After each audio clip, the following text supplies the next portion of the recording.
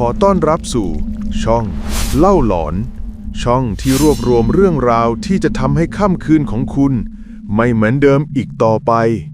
คุณแน่ใจเหรอว่าฟิลเตอร์ที่คุณใช้อยู่มีแค่คุณคนเดียวที่อยู่ในจอพบกับเรื่องราวสุดสยองของเบลแม่ค้าออนไลน์ที่ค้นพบฟิลเตอร์ปริศนาที่เปลี่ยนชีวิตเธอให้ปังชั่วข้ามคืนแต่ราคาที่ต้องจ่ายอาจแพงกว่าเงินทองกับเรื่องฟิลเตอร์มรณะ The Death Filter ชีวิตคนเรามันร่วงหล่นลงมาได้เร็วกว่าที่คิดเหมือนก้อนหินที่ถูกถีบลงจากยอดเขาและนั่นคือเรื่องราวของเบลฉันยืนมองเงาสะท้อนตัวเองในกระจกเพียงแค่ไม่กี่เดือนก่อนฉันยังเป็นน้องเบลพริตตี้ตัวท็อปที่มีแสงไฟส่องถึงตลอดเวลาแต่เมื่อฟองสบู่แตกสิ่งที่เหลืออยู่กลับไม่ใช่เงินเก็บแต่เป็นหนี้สินก้อนโตมโหฬารเสียงประตูเหล็กม้วนปิดลงฉันยืนหอบหายใจในที่ซุกหัวนอนแห่งใหม่โกดังเก่าเลขที่13ค่าเช่ามันถูกแสนถูกจนน่าสงสัยเหมือนเจ้าของแค่อยากหาคนมาเฝ้าที่ให้ฟรีๆแต่ฉันไม่มีสิทธิ์เลือกแล้วข้างในนี้เงียบจนได้ยินเสียงลมหายใจตัวเองแต่ที่แปลกจนน่าขนลุกคือท่ามกลางกลิ่นเหม็นเน่ามันกลับมีกลิ่นหอมอินเอียนของธูปลอยมาแตะจมูกเป็นระยะทั้งที่ไม่มีศาลพระภูมิสักหลังเดียวฝุ่นหนาเตอะอยากย่ายเกาะเต็มเพดานราวกับม่านสีเทาทำที่เธอกวาดสายตามองไปรอบๆจนทั่วแล้วไม่เห็นศาลพระภูมิหรือแม้แต่หิ้งพระสักหลังเดียวฉันกลั้นหายใจเปิดไฟฉายจากมือถือแล้วสาดแสงเข้าไปในความมืดสลัวของห้องนั้นแสงไฟสีขาวนวลสาดไปกระทบกับวัตถุชิ้นหนึ่งมันยืนนิ่งสงบเหมือนรอคอยการมาถึงของฉันมานานแสนนานมันคือหุ่นโชว์เสื้อพลาสติกเต็มตัวแบบผู้หญิงผิวเหลืองซีดเหมือนคนป่วยแขนข้างซ้ายหักหายไปแต่สิ่งที่ทำให้ฉันต้องก้าวถอยหลังด้วยสัญชาตญาณคือสิ่งที่พันธนาการมันไว้รอบคอลำตัวและข้อมือของหุ่นถูกพันด้วยด้ายสายสิญจน์สีแดงทบกันแน่นหนาจนแทบไม่เห็นผิวพลาสติกเหมือนการมัดตราสังศพและที่น่ากลัวที่สุดดวงตาของหุ่นถูกปิดทับด้วยผ้ายันสีแดงที่มีอักขระขอมปิดตาเอาไว้มิดชิดราวกับไม่ต้องการให้มันมองเห็นอะไรคนทั่วไปเห็นแบบนี้คงวิ่งหนีไปแล้วแต่สำหรับคนถังแตกอย่างฉันความกลัวผีสางมันแพ้ให้กับความจนโอ้ยอีบ้าเอ้ยคนเก่าแม่งเล่นของชัวมีหน้าถึงเจ๊งแล้วยังจะทิ้งขยะอัปมงคลไว้ให้กูอีกฉันบ่นกลบเกลื่อนความกลัวในหัวคำนวณตัวเลขหุ่นตัวหนึ่งก็หลายพันถ้าเอาอีตัวนี้มาใช้ก็ประหยัดเงินไปได้โขกรรไกรคมกริบตัดผ่านกลุ่มด้ายสายสิญจน์สีแดงจนขาดสะบั้นเศษด้ายร่วงกราวลงพื้นบรรยากาศในห้องดูเหมือนจะหนักอึ้งขึ้นมาทันทีแต่ฉันไม่สนฉันเอื้อมมือที่สั่นเทาไปกระชากผ้ายันที่ปิดตาออกสิ่งที่เผยออกมาคือดวงตาพลาสติกกลมโตสีดำสนิทที่เบิกโพลงจ้องมองกลับมาอย่างว่างเปล่าจนน่าใจหายฉันลากหุ่นออกมาที่โถงกลางเช็ดหน่อยก็น่าจะใช้ได้แล้วมั้งทรงยังดีอยู่ฉันเอาผ้าชุบน้ำหมาดๆมาเช็ดคราบฝุ่นหนาและคราบแป้งเจิมแต่ขณะที่กำลังถูแรงๆที่ต้นแขนขวาของมันมือของฉันชะงักกึกลมหายใจสะดุด สัมผัสที่ส่งผ่านผ้ามาสู่ปลายนิ้วมันไม่ใช่พลาสติกแข็งๆเย็นชืดแต่มันคือความรู้สึกนิ่มหยุ่นและอุ่นวาบเหมือนฉันกำลังจับแขนของมนุษย์ที่ยังมีชีวิตอยู่ที่มีเลือดเนื้อไหลเวียนอยู่ข้างในเฮ้ยฉันสะดุ้งโหยงเรียบชักมือกลับใจเต้นรัวเร็วฉันรวบรวมความกล้าจิ้มลงไปใหม่แข็งเย็นชืดมันก็แค่พลาสติกประสาทแดกแล้วอีเบลฉันพยายามข่มความกลัวแล้วตั้งชื่อให้มันว่าป้าสมรเพื่อผูกมิตรโดยไม่รู้เลยว่าหายนะกำลังจะเริ่มขึ้น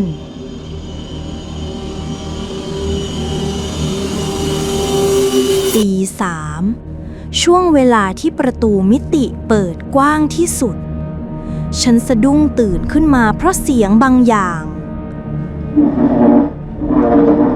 เสียงวัตถุแข็งๆครูดไปกับพื้นปูนดังมาจากมุมที่อีสมรยืนอยู่หนูเหรอวะฉันควานหาสวิตช์ไฟด้วยมือที่สั่นเทาไฟนีออนสว่างวาบขึ้นห้องว่างเปล่าไม่มีโจรแต่เมื่อสายตาฉันมองไปที่มุมห้องลมหายใจฉันก็สะดุดเฮือกก่อนนอนฉันจำได้แม่นว่าฉันหันหน้าหุ่นออกไปทางหน้าต่างเพื่อรับแสงจันทร์แต่ตอนนี้ใบหน้าพลาสติกสีเหลืองซีดของมันกำลังบิดหมุนกลับหลังหันตรงดิ่งมาทางเตียงนอนของฉันดวงตาพลาสติกดำมืดคู่นั้นจ้องมองมาที่ฉันและที่มุมปากดูเหมือนมันจะยกยิ้มขึ้นเล็กน้อยเป็นรอยยิ้มที่ฉันไม่ได้เขียนให้มัน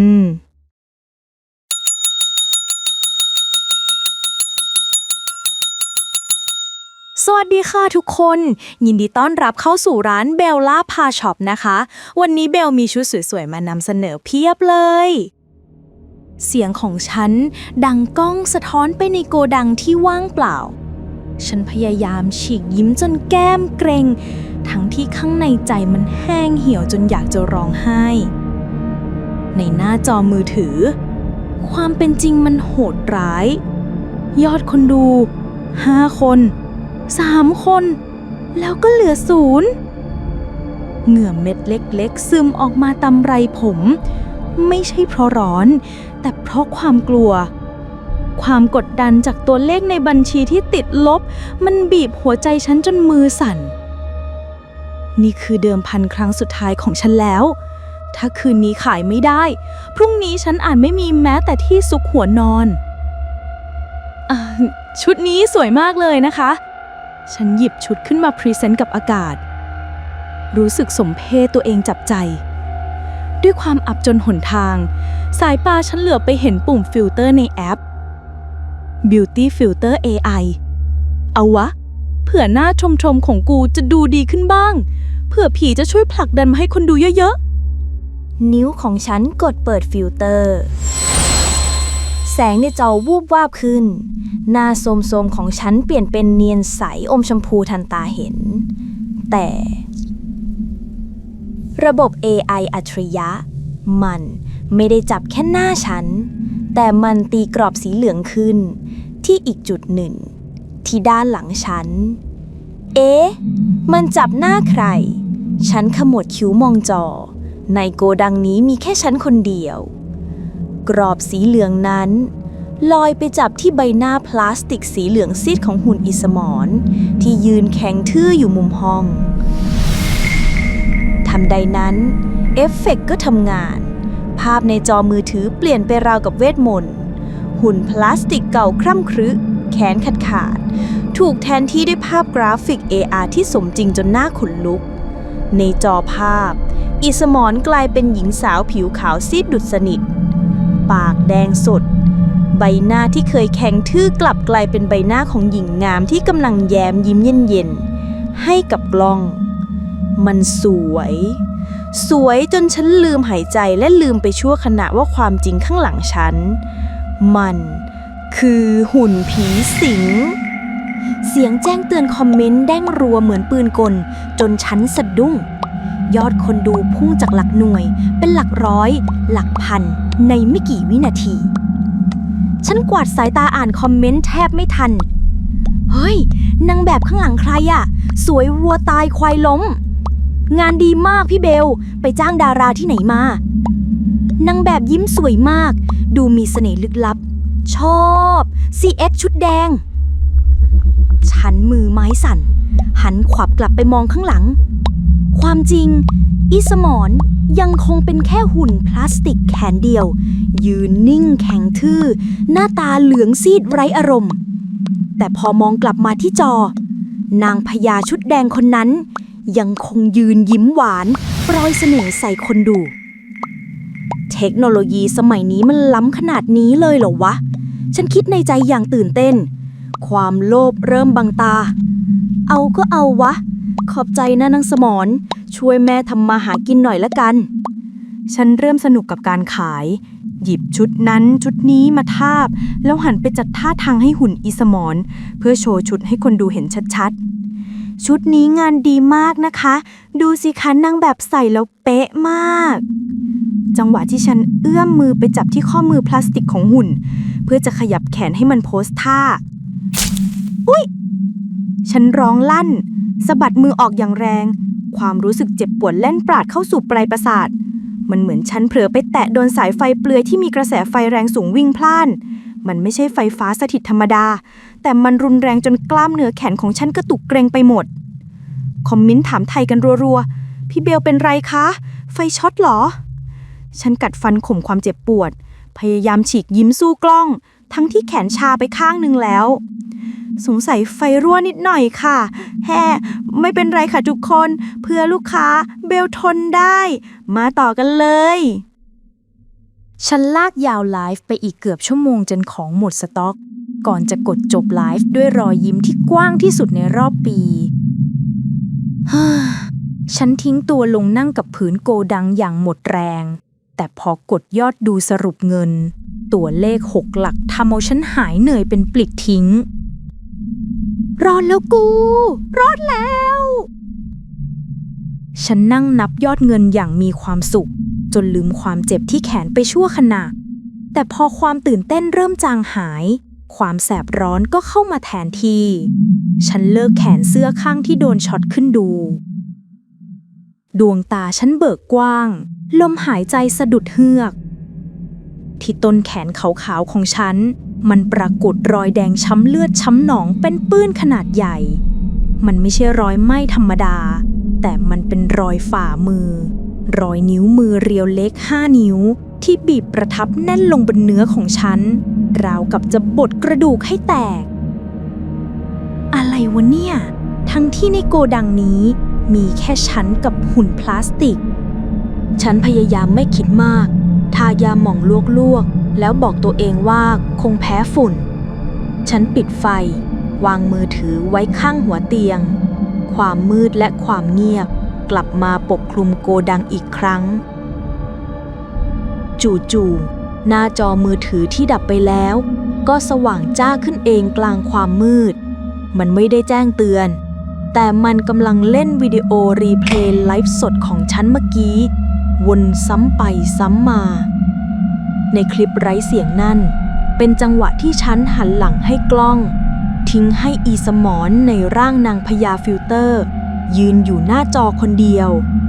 ภาพในจอค่อยๆซูมเข้าไปที่ใบหน้าสวยจัดของมัน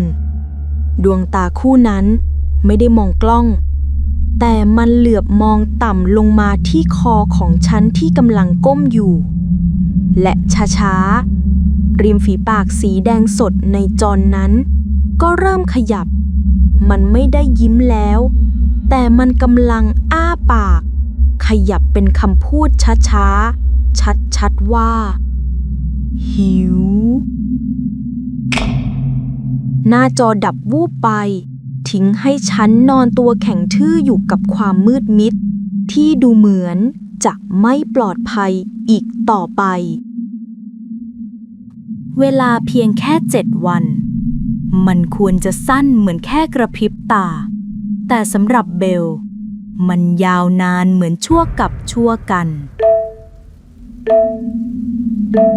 เสียงสวรรค์เสียงเงินเข้าบัญชีดังไม่หยุดร้านเบลล่าพาช็อปของฉันกลายเป็นปรากฏการณ์ชั่วข้ามคืน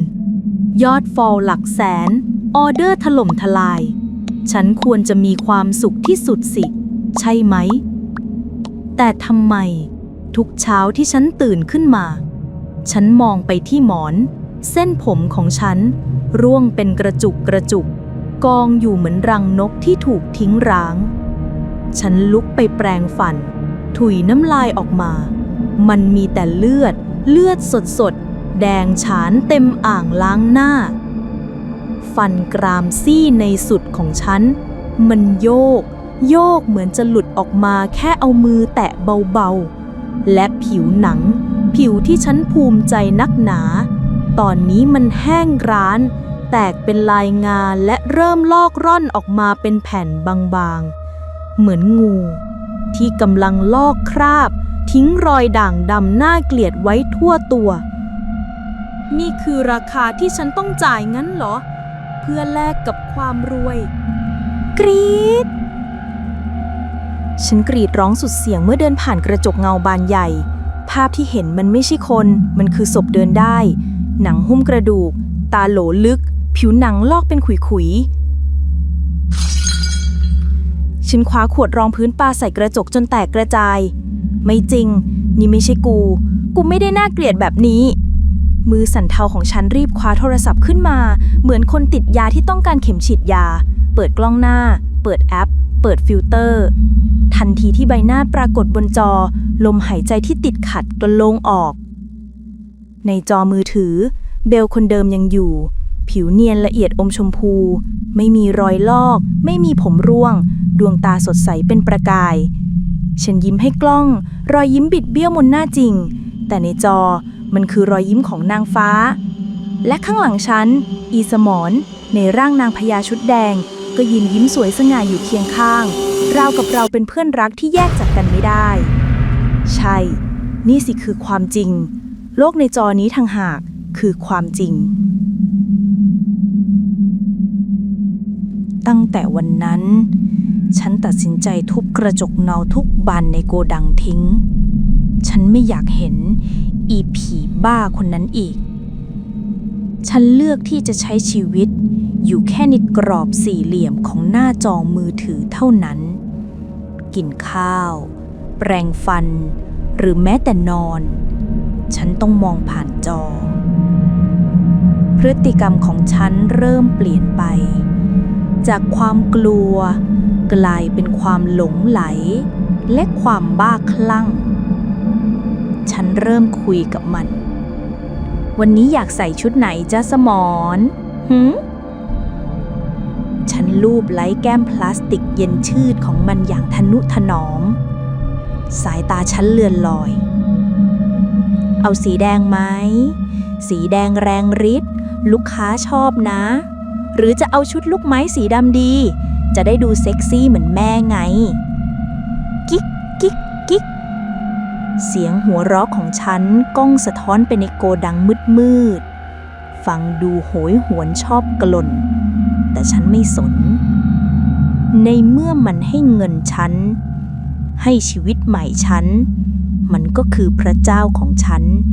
ใช่ไหมล่ะความผิดปกติไม่ได้หยุดอยู่แค่ที่ตัวฉันมันลามไปถึงสินค้าเสื้อผ้าที่ฉันเอามาใส่ให้หุ่นอีสมารีวิวเริ่มมีกลิ่นแปลกๆฉันส่งซักรีดอย่างดีใช้น้ำยาปรับผ้านุ่มที่หอมที่สุดแต่พอเอามาสวมทิ้งไว้บนตัวหุ่นแค่คืนเดียวเช้ามาเสื้อตัวนั้นจะมีกลิ่นเหม็นเอียนๆติดอยู่กลิ่นเหมือนดอกไม้หน้าศพผสมกับกลิ่นของเน่าจางๆแต่ลูกค้าก็ยังแย่งกันซื้อจนกระทั่งเริ่มมีฟีดแบ็กแปลกๆเข้ามาในแชทคุณเบลคะชุดสวยมากค่ะแต่ฉันอ่านข้อความทำไมแฟนหนูบอกว่าตอนหนูใส่ชุดนี้หนูดูหลังค่อม เหมือนมีคนขี่คออยู่ตลอดเวลาเลยคะอีกคนทักมาพี่เบลคะเสื้อหอมนี้นะคะ แต่พอตกดึกกลิ่นมันเปลี่ยนเป็นกลิ่นทูบแรงมากหนูไม่กล้าใส่เลยค่ะฉันอ่านแล้วก็สะแยะยิ้มปัดหน้าจอทิ้งอย่างไม่ใยดี พวกประสาทตามไม่ถึงของดีๆทั้งนั้นมีของแถมให้ยังจะมาบ่นกันอีกคืนนั้นเป็นคืนก่อนวันแกรนด์เซลฉันต้องเตรียมหุ่นอิสมรให้สวยที่สุดฉันเลือกชุดราตรีสีแดงกำมะหยี่ค่อยๆสวมให้มันอย่างบรรจงขณะที่ฉันกำลังเอื้อมมือไปรูดซิปด้านหลังชุดเดรสนิ้วมือที่แห้งลอกของฉันสัมผัสโดนที่ต้นคอของหุ่นฉันชะงักกึกแสงไฟนีออนส่องกระทบผิวพลาสติกสีเหลืองซีดทำให้ฉันเห็นบางอย่างใต้ผิวพลาสติกที่ควรจะเรียบเนียนฉันมองเห็นเส้นสีเขียวคล้ำๆปูดโปนขึ้นมาเป็นร่างแห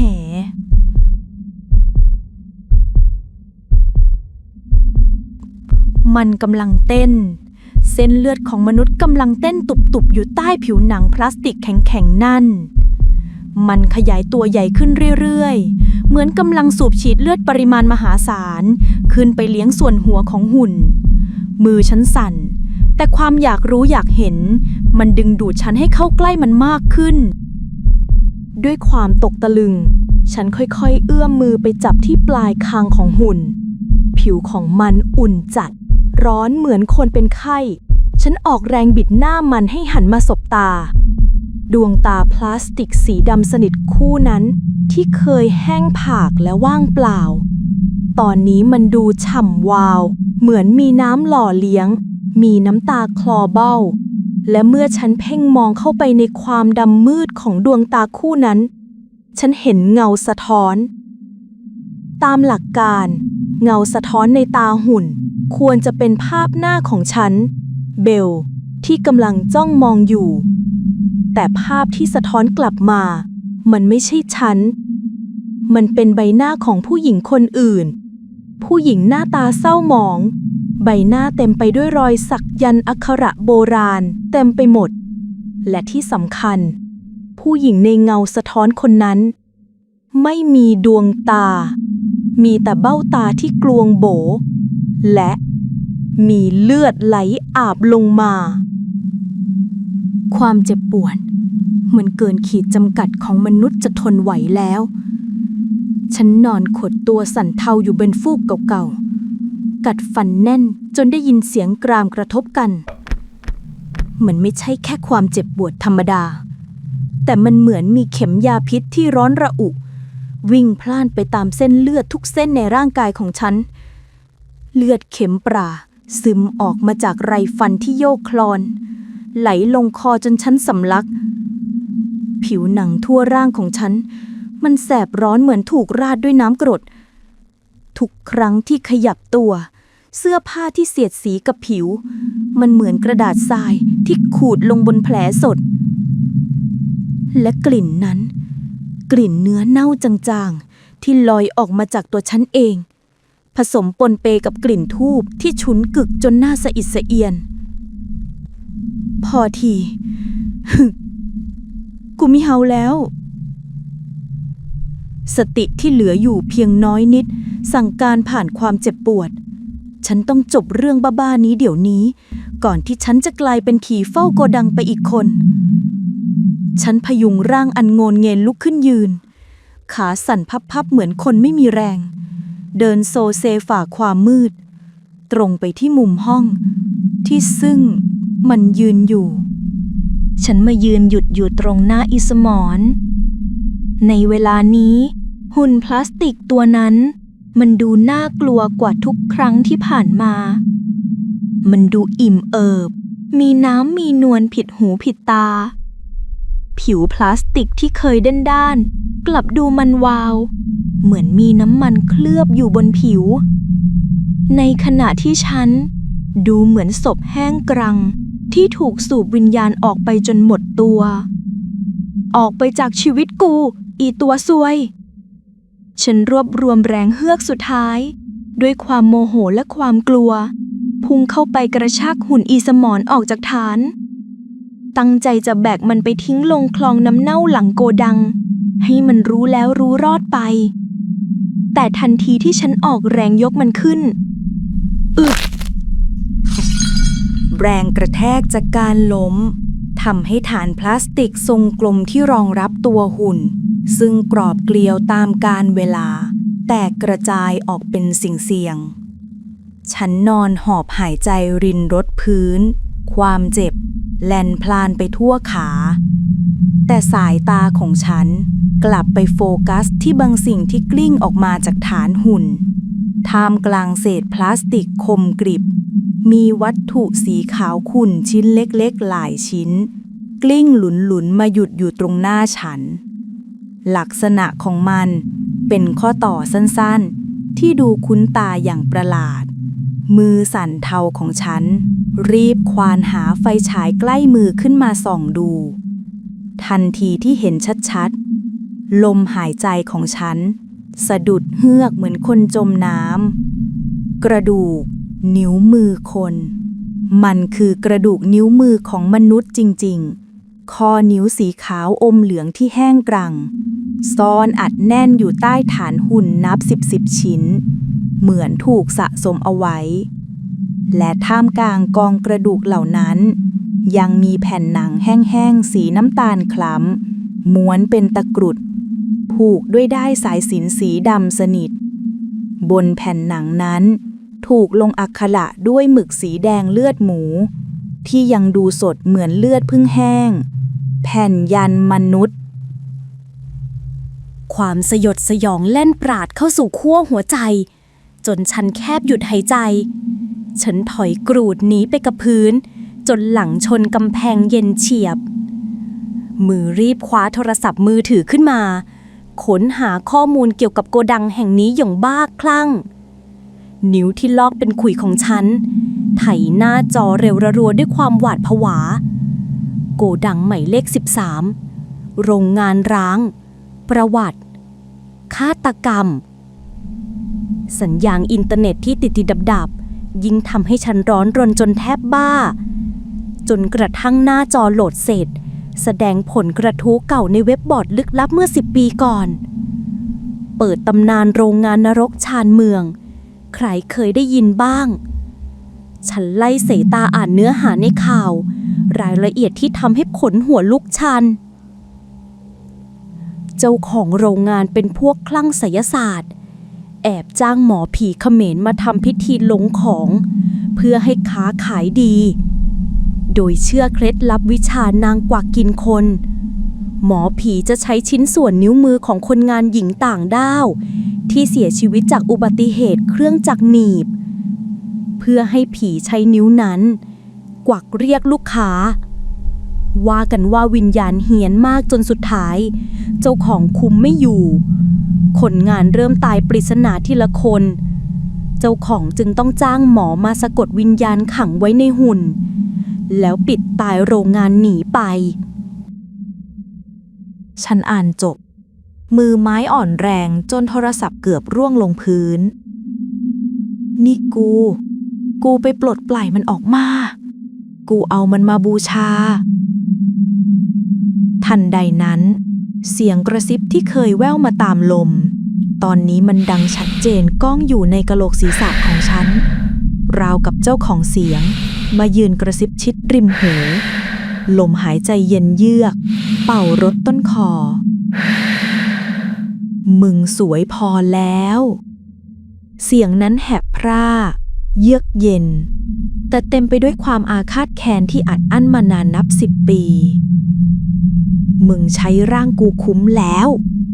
ถึงตากูบ้างไม่เอาออกไปฉันกรีดร้องลั่นโกดังเหมือนคนเสียสติ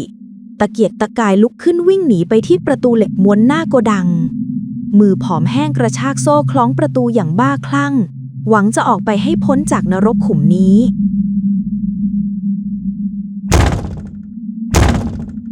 เปิดสิวะเปิดประตูที่ฉันเคยไขเข้าออกได้ทุกวันตอนนี้กลับล็อกตายแน่นหนา แม่กุญแจดูเหมือนจะล้อมละลายติดกับหูช้างประตูจนเป็นเนื้อเดียวกัน ฉันวิ่งไปที่หน้าต่างบานเกล็ดใช้เก้าอี้ทุบกระจกให้แตกแต่มันกลับแข็งเหมือนเหล็กกล้าทุบเท่าไหร่ก็ไม่มีแม้แต่รอยร้าวเสียงทุบดังก้องสะท้อนกลับมาเยาะเย้ยฉันถูกขังอย่างสมบูรณ์แบบอยู่ในกรงขังร่วมกับปีศาจที่ฉันเลี้ยงมันจนโตด้วยกิเลสของตัวเองฉันสุดตัวลงนั่งพิงประตูร้องไห้โฮอย่างหมดหนทางความเงียบเข้าปกคลุมชั่วขณะก่อนจะถูกทำลายลงด้วยเสียงที่คุ้นเคยเสียงแจ้งเตือนแอปพลิเคชันดังมาจากโทรศัพท์มือถือที่ฉันวางทิ้งไว้บนขาตั้งกล้องกลางห้องหน้าจอมือถือสว่างวาบขึ้นพร้อมกับเสียงนับถอยหลังของระบบ AI ที่ฟังดูไร้จิตใจแต่น่าขนลุกที่สุดในชีวิตกำลังเริ่มถ่ายทอดสดใน 3 ไม่อย่าฉันสายหน้าร่างกายขยับไม่ได้เหมือนถูกตรึงด้วยอำนาจมืด 2. ที่มุมห้องหุ่นอีสมอนที่นอนกองอยู่กับพื้นค่อยๆขยับตัวลุกขึ้นยืนเองขอตอบพลาสติกบิดเบี้ยวเสียงดัง 1. Live Now ตัวหนังสือสีแดงกระพริบวาบบนหน้าจอโทรศัพท์สัญญาณถ่ายทอดสดถูกส่งออกไปสู่สายตาคนนับแสนทันทีไม่ปิดเดี๋ยวนี้ฉันตะเกียกตะกายหนีสุดชีวิตพยายามจะเอื้อมมือไปกดปิดไลฟ์แต่ร่างกายของฉันมันไม่ฟังคำสั่งขาของฉันไม่มีแรงทำได้แค่คืบคลานไปกับพื้นปูนหยาบๆเหมือนหนอนแมลงวันที่น่าสมเพชสภาพของฉันตอนนี้ดูไม่ได้เลยสักนิด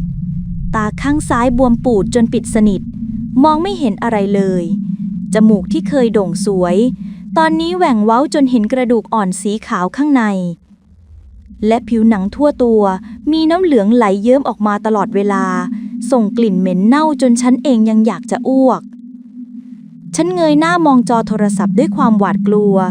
หวังว่าคนดูจะเห็นสภาพที่แท้จริงของฉันและโทรแจ้งตำรวจแต่สิ่งที่ฉันเห็นในจอมันทำให้ความหวังของฉันพังทลายลงในจอภาพนั้นไม่มีอีเบลหน้าผีมีแต่ซอมบี้สาวพราวเสน่ห์ฟิลเตอร์นรกนั่นมันเปลี่ยนรอยแผลเน่าเฟะของฉันให้กลายเป็นเมคอัพเอฟเฟกต์ที่สมจริงดูอาร์ตดูแพงและดูสวยจนหน้าขนลุกเสียงแจ้งเตือนคอมเมนต์ที่ฉันเคยชอบฟังตอนนี้มันเหมือนเสียงตอกฝาโลงคอมเมนต์ไหลทะลักเข้ามาเหมือนเขื่อนแตกทุกคนตื่นเต้นกับลุคใหม่ของฉันโหวันนี้มาธีมฮาโลวีนเหรอพี่เบลแต่งหน้าโคตรเหมือน acting ชนะเลิศดูแล้วขนลุกเลยเหมือนจริงมากแม่ชอบความทุ่มเทของแม่ค้า CF ชุดที่ใส่อยู่ค่ะไม่ใช่นี่มันของจริงช่วยกูด้วยฉันตะโกนร้องบอกความจริงออกไปแต่ในจอฟิลเตอร์มันแปลงเสียงแหบแห้งของฉันให้กลายเป็นเสียงดัดจริตขี้เล่นอุ๊ยขอบคุณค่ะทุกคนเบลตั้งใจแต่งมากเลยนะเนี่ยหัวเราะคิกคักฉันอ้าปากค้างน้ำตาไหลพรากมันบิดเบือนทุกอย่างมันขังฉันไว้ในโลกมายาที่คนข้างนอกไม่มีวันได้ยินเสียงที่แท้จริงและแล้วหายนะที่แท้จริงก็เริ่มต้นขึ้นเมื่อมีคอมเมนต์หนึ่งพิมพ์ขึ้นมาว่าส่งหัวใจรัวๆให้กำลังใจพี่เบลหน่อยพวกเราทันทีที่ไอคอนหัวใจสีแดงถูกกดรัวๆจากทางบ้าน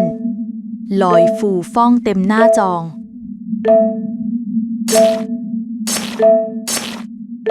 โอ๊ยฉันสะดุ้งเฮือกร้องลั่นด้วยความเจ็บปวดที่พุ่งเข้ามาอย่างไม่ทันตั้งตัวผิวหนังที่แขนและขาของฉันจู่ๆมันก็ปริแตกออกเองเป็นทางยาวเหมือนมีมีดโกนที่มองไม่เห็นกรีดลงบนเนื้อของฉันซ้ำๆตามจังหวะหัวใจที่เด้งขึ้นมา หัวใจ1 ดวง กรีด1 แผลหัวใจ10 ดวง กรีด10 แผลเลือดสดๆพุ่งกระจูดออกมาจากปากแผลสาดกระจายเต็มพื้นโกดังยิ่งคนดูชอบใจยิ่งส่งหัวใจร่างกายฉันยิ่มถูกเฉือนจนเละหยุดพอแล้วอย่ากดมันเจ็บฉันยกมือไหว้ท่วมหัว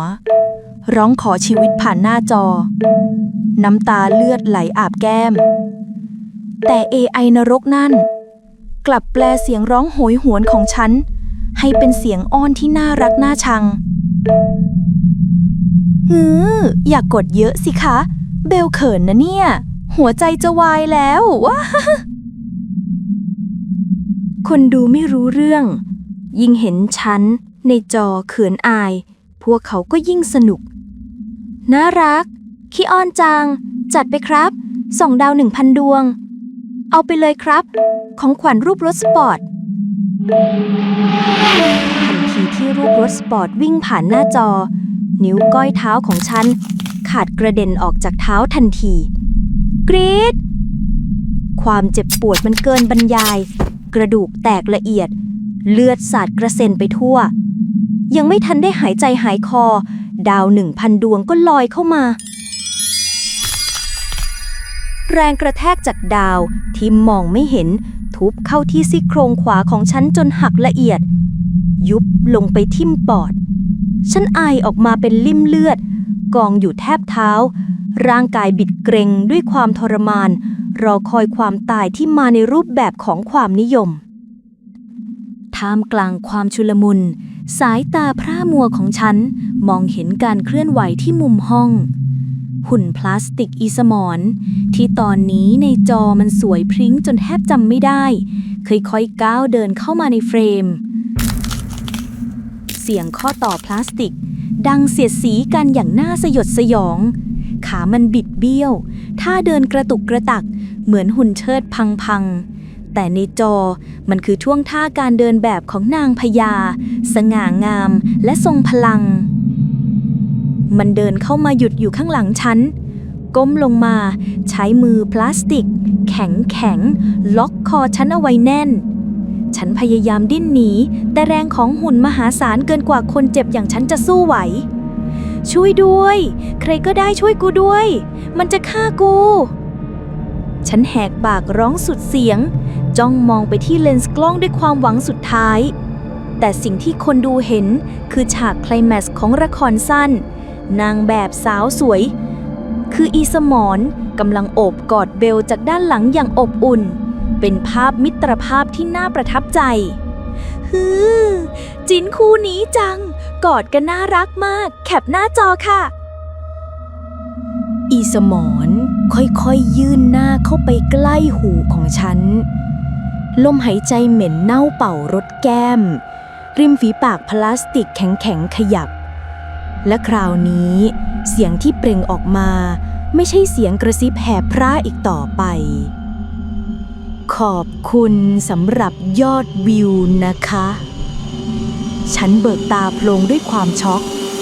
นั่นมันเสียงของฉันเสียงใสๆหวานๆแบบที่ฉันใช้ไลฟ์สด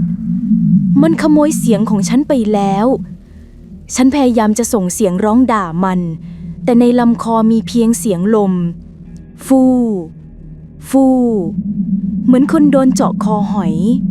เส้นเสียงของฉันหายไปแล้วมือพลาสติกของอีสมรที่จับล็อกหน้าฉันอยู่ค่อยๆเปลี่ยนสภาพจากพลาสติกแข็งสีเหลืองซีดไล่เฉดสีกลายเป็นเนื้อหนังมังสาเส้นเลือดปูดโปนขึ้นมาเล็บงอกออกมาเป็นเล็บสีแดงสดแหลมคมชึกนิ้วมือสีเนื้อนั้นจิกเกร็งลงไปที่ขอบหน้าผากของฉันลึกเข้าไปในเนื้อเน่าๆเลือดสีดำคล้ำไหลทะลักออกมาอาบหน้าอีสมรในร่างนางพญาหันมายิ้มหวานให้กล้องเป็นครั้งสุดท้ายก่อนจะกระซิบประโยคปิดท้าย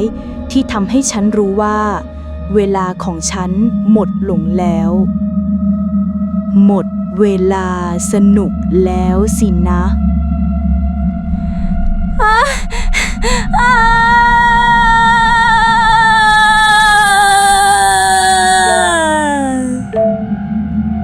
เสียงกรีดร้องของฉันมันดังโหยหวนก้องไปทั่วโกดัง ดังแข่งกับเสียงแจ้งเตือนนรกนั่น ในขณะที่คนดูส่งของขวัญ นิ้วมือของอีสมรที่ตอนนี้เต็มไปด้วยเนื้อหนังและเล็บที่ยาวแหลมคมเหมือนใบมีดโกน มันจิกลงมาที่ขอบหน้าผากของฉันทะลุผิวหนังเปื่อยๆลึกลงไป ลึกลงไปอีก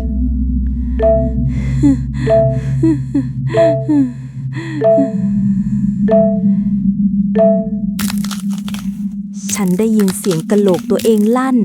ความเจ็บปวดมันลั่นพล่านจงตาฉันพร่ามัวไปหมด เลือดอุ่นๆไหลทะลักลงมาเข้าตา แสบจนลืมไม่ขึ้น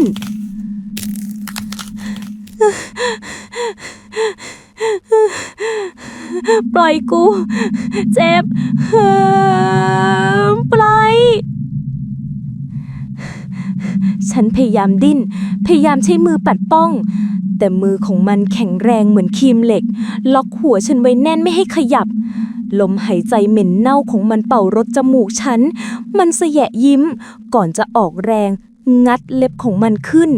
เพื่อจะฉีกบางอย่างออกจากหัวของฉัน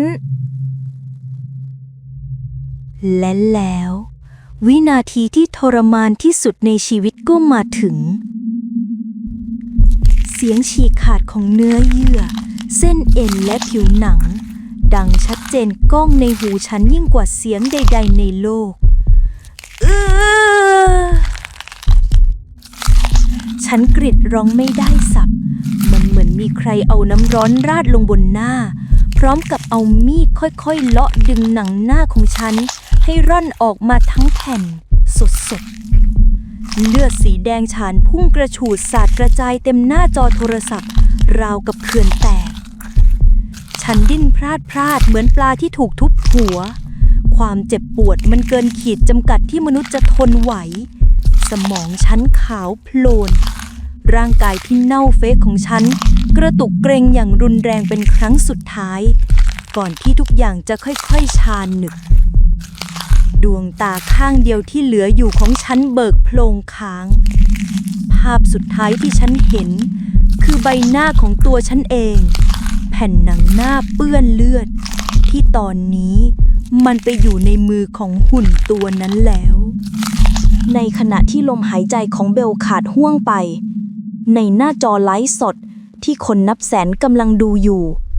ภาพที่เห็นผ่านฟิลเตอร์นรก กลับเป็นฉากการถอดหน้ากากที่ตระการตาที่สุด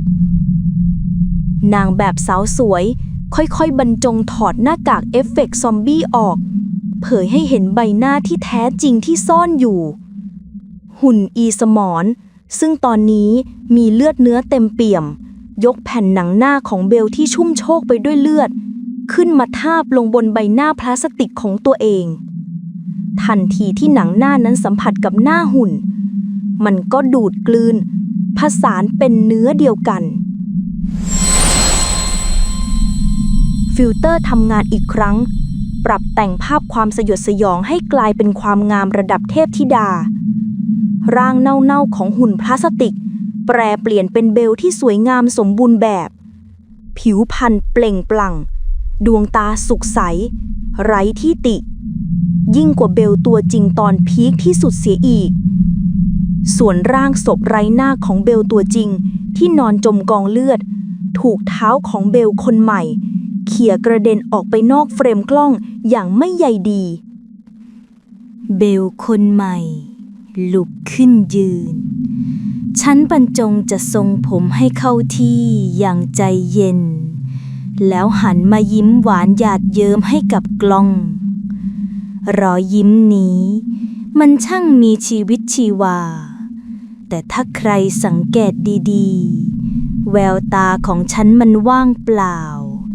และลึกล้ำราวกับหลุมดำ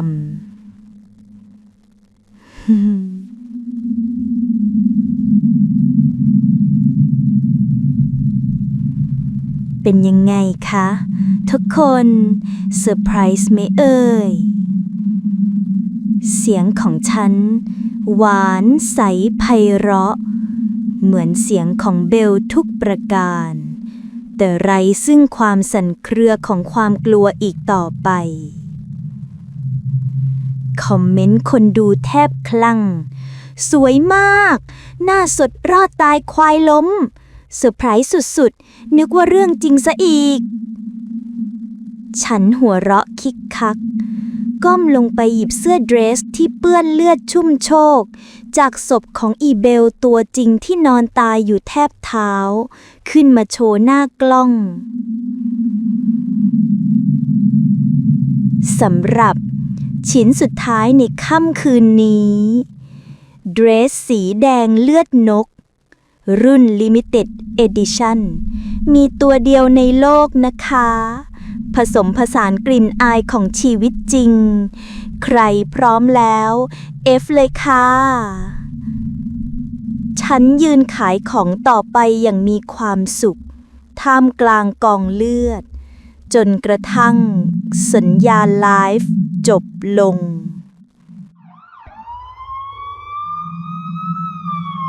เช้าวันรุ่งขึ้น ผมจ่าสิบตำรวจเอกชัย ขับรถนำขบวนกู้ภัยเข้ามาในซอยเปลี่ยวนี้ หลังได้รับแจ้งเหตุจากชาวบ้านว่า ได้ยินเสียงคนร้องโหยหวนเมื่อคืน ตรงหน้าผมคือโกดังหมายเลข 13 สภาพดูรกร้างเหมือนไม่มีคนอยู่มาเป็นปี พังประตูเข้าไปเลย ผมตะโกนสั่งลูกน้อง ทันทีที่ประตูเหล็กม้วนถูกงัดเปิดขึ้น กลิ่นเหม็นคาวเลือดที่รุนแรงจนแสบจมูก ก็พุ่งสวนออกมาปะทะหน้าพวกผมทันที ผมก้าวเท้าเข้าไปข้างในส่องไฟฉายฝ่าความมืดสลัว ภาพที่ปรากฏแก่สายตาทำเอาผมต้องยกมือปิดปาก กลั้นอาเจียนด้วยความสะอิดสะเอือน กลางโกดังพบศพหญิงสาวนอนตายอยู่ในสภาพสยดสยองที่สุด ร่างกายเน่าเฟะเหมือนตายมาหลายวัน แขนขาบิดเบี้ยวผิดรูป และที่น่ากลัวที่สุดคือ ใบหน้าถูกถลกหนังออกไปจนหมด เหลือเพียงกะโหลกแดงฉาน เห็นฟันขาวโพลนยิ้มกว้างค้างอยู่ ผมพยายามตั้งสติ เดินเข้าไปสำรวจศพใกล้ๆ แต่สิ่งที่ทำให้ขนหัวผมลุกชันยิ่งกว่าศพ คือสิ่งที่ตั้งอยู่ข้างศพ มันคือหุ่นโชว์เสื้อพลาสติกตัวเก่า แขนข้างซ้ายหักขาด ยืนตระหง่านอยู่อย่างสงบ ผิวพลาสติกของมันเกลี้ยงเกล่าสะอาดสะอ้าน ไม่มีฝุ่นจับแม้แต่นิดเดียว และที่แปลกคือไม่มีคราบเลือดกระเด็นใส่แม้แต่หยดเดียว ทั้งที่ยืนอยู่กลางกองเลือด ที่สำคัญหุ่นตัวนั้นกำลังสวมชุดเดรสสีแดงสด ชุดเดียวกับที่ผู้ตายสวมใส่ และชุดนั้นสะอาดเอี่ยมอ่อง ราวกับเป็นของใหม่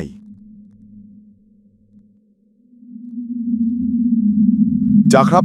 มาดูนี่หน่อย ลูกน้องผมเรียกเสียงสั่น เขาหยิบโทรศัพท์มือถือของผู้ตายที่ตกอยู่ข้างหุ่นขึ้นมา ผมรับมาดู หน้าจอยังคงสว่างค้างอยู่ที่หน้าแอปพลิเคชัน ในหน้าโปรไฟล์รูปผู้ตายถูกเปลี่ยนไปเมื่อไม่กี่นาทีที่ผ่านมา จากรูปคนกลายเป็นรูปของหุ่นพลาสติกตัวนี้ แต่ในรูปนั้นหุ่นพลาสติกที่มีใบหน้าแข็งทื่อกำลังขยิบตาข้างซ้ายให้กับกล้อง พร้อมรอยยิ้มที่มุมปากยกสูงผิดธรรมชาติ และในขณะที่ผมกำลังตะลึงงันอยู่กับรูปนั้น เสียงหัวเราะเบาๆหวานใสและเย็นเยือกดังลอดออกมาจากลำโพงโทรศัพท์ในมือผม ทั้งที่ผมไม่ได้เปิดแอปไหนเลย และหุ่นตัวนั้นก็ยังคงยืนยิ้มอยู่ที่เดิม